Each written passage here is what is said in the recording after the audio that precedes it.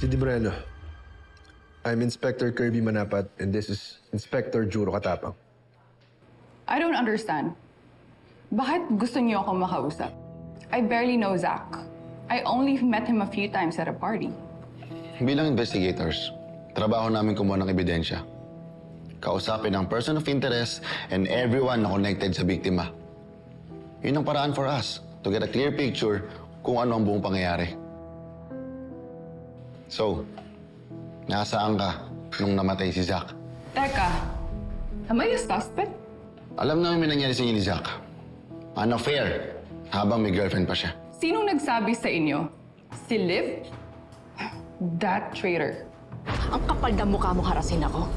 Tapos tatakbo ka at side of me. I know who you are and your tacky tattoo.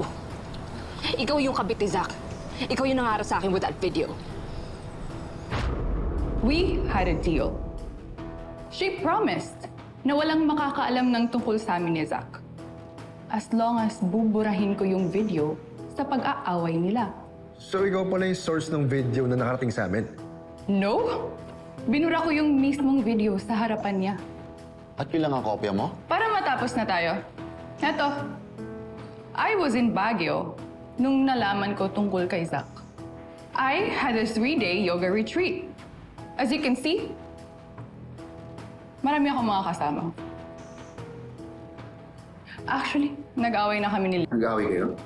Sinaktan ka ba niya? Ayoko na sanang kumalat yung tungkol sa amin ni Zach. May career ako, may followers na inaalagaan. So, if I'm cleared as a suspect, aalis na ako.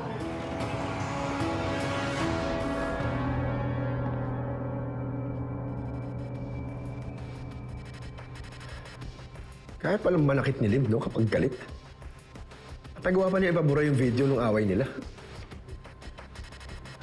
Pag ano yung isip mo?